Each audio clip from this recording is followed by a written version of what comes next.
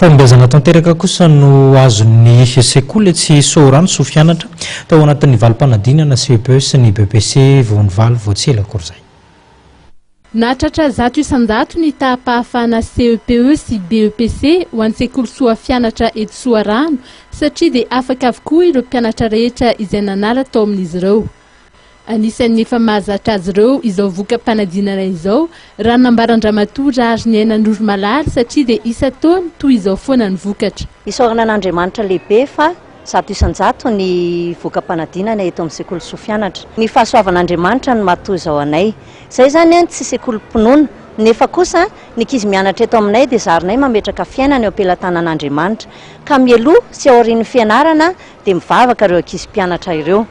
Satria ny fahaizana tsy mba-pahendrena dia zava-poana. Ny sekoly moa zany dia efatra amby 30 taona ny orenana. Manana traikefa tsara amin'ny fampianarana. Maro ny olo-manga teto amin'ny firenena no efa nanohy fahalalana tao ary maro mpahafantatra ny lazan'izany sekoly izany. Azy zany ny tena zava-dehibe amin'ny fiainan'ny olona anankiray. Rehefa tsara fototra ny ankizy anankiray zany hoe tsara bazy dia mandeha tsara ny tohany rehetra. Ary izay nahatonga anay mitana ny teny filamatra manao hoe bonne base et sagesse avenir meilleur. Ny tena mampiavaka aminay amin'ny sekoly hafa zany dia ny tenue de cahier. Zany hoe ny cahier an'ny ankizy zany dia milamina ny écriture, tsara présentation ary rehefa milamina tsara ny cahier dia mazoto mianatra amin'ny mpianatra. Dia manao suivi koa zany ny mpampianatra, mijery ny cahier amin'ny mpianatra mialohan'ny andaozany ny salle de classe hoe nandika marina ve ilay zaza tao fa misy amin'izy ireny indraindray milalao fotsiny. Dia zany hoe tsy maintsy manana zavatra hoentina mody ilay zaza ary dia tsy maintsy voadina ihany koa izy rehefa tonga aty ampianarana. Raha ny fantatra dia efa misokatra ny fisoratana anarana ho an'ny tom-pianarana manaraka ho azy ireo. Amin'izao fialan-tsasatra izao zany izay dia mampanao cours de vacances.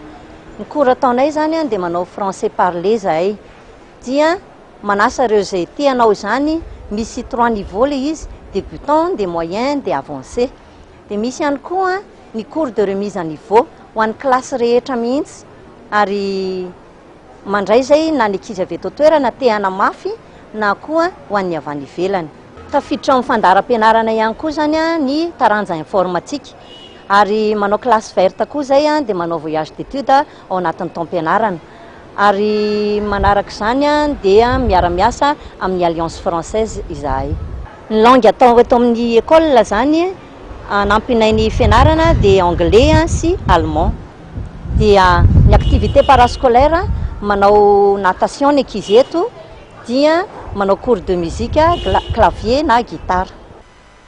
Omaly tolakandro dia nisy ny fifampiarabana sy ny lanonana tsotsotra izay niarahan'ireo mpianatra sy mpanabe ny faly ho fanamariana izao fahombiazana izao.